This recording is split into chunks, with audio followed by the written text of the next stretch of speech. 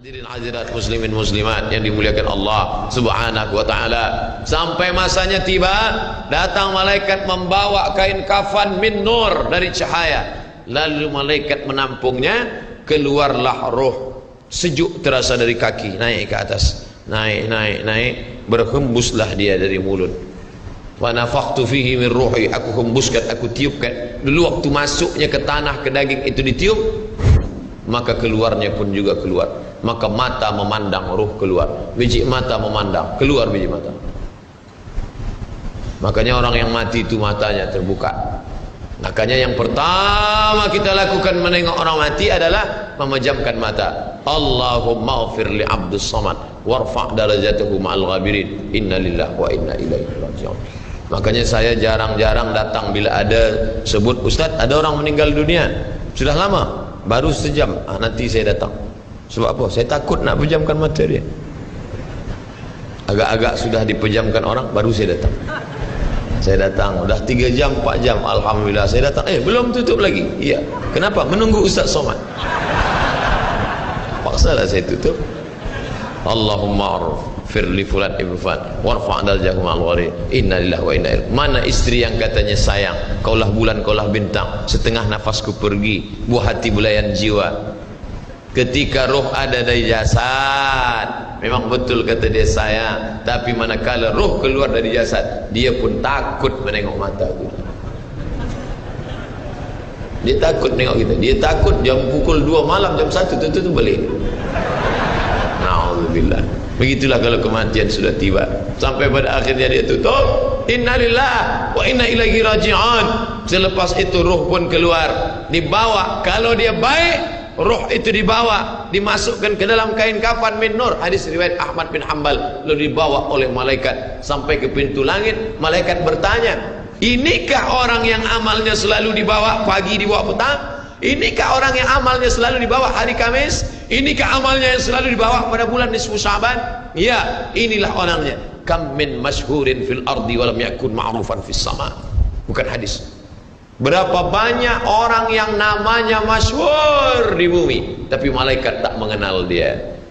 Tapi berapa banyak orang yang tak masyhur di bumi, tapi malaikat mengenal dia. Mengapa? Karena amalnya pagi dan petang dibawa oleh malaikat. Orang ini mana? Belum datang. Orang ini mana? Belum datang. Orang ini mana? Belum datang. Disambut dia, disambut kedatangannya. Masya Allah, tabarakallah. Mudah-mudahan kita termasuk orang yang disambut oleh malaikat karena amal soleh kita. Maka bila saya datang di satu majlis, malam tadi datang di Shah Alam, orang menyambut ramai.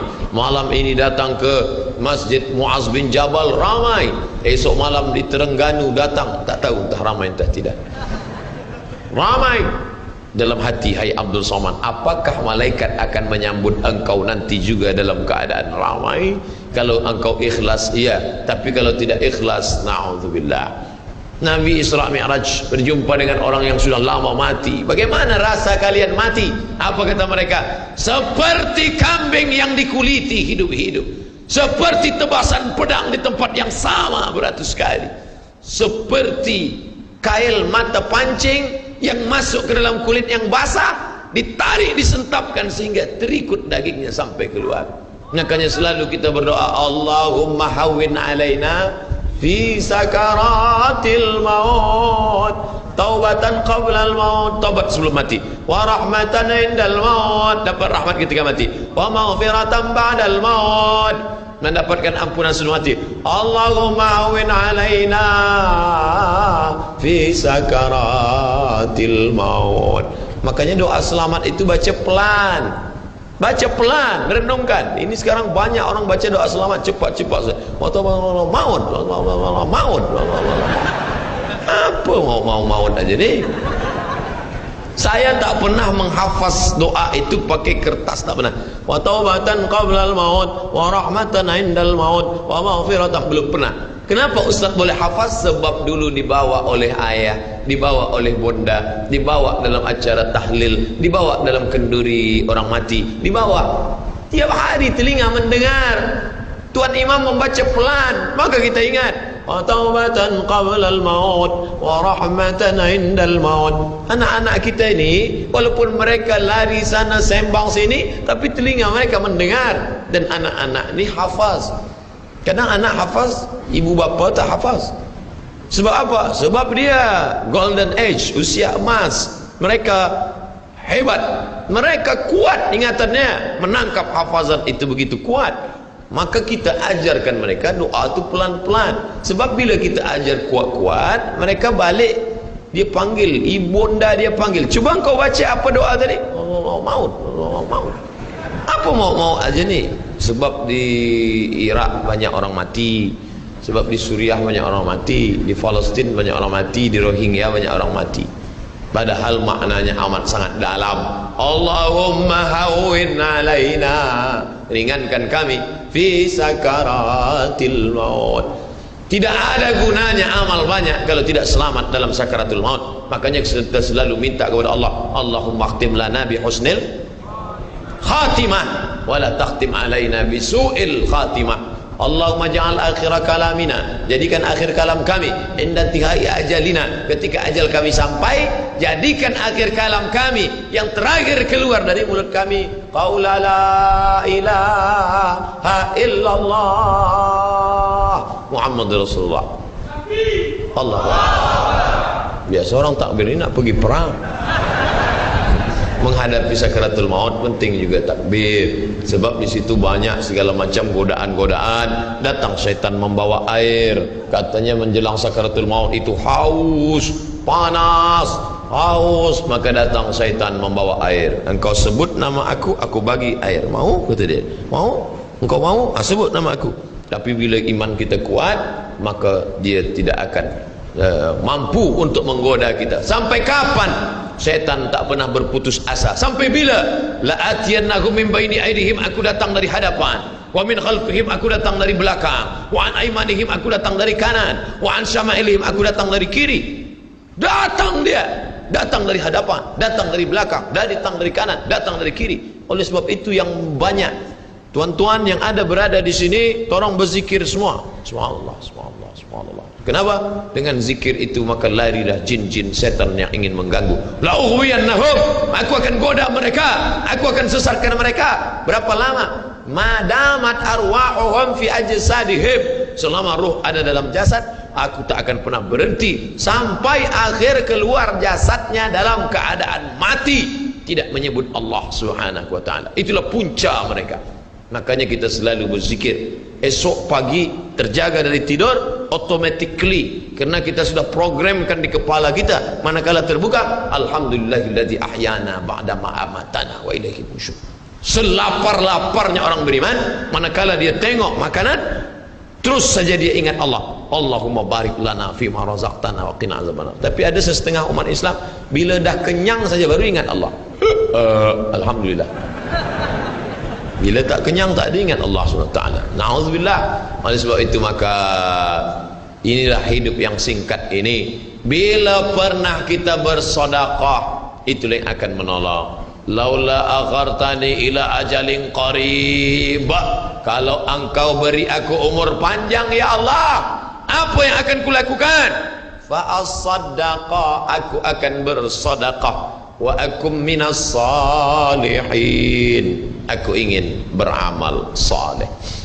Malam ini tajuknya Masya Allah, ini tazkirah terakhir, ini tazkirah akhir, last, dan tajuknya pun akhir pula.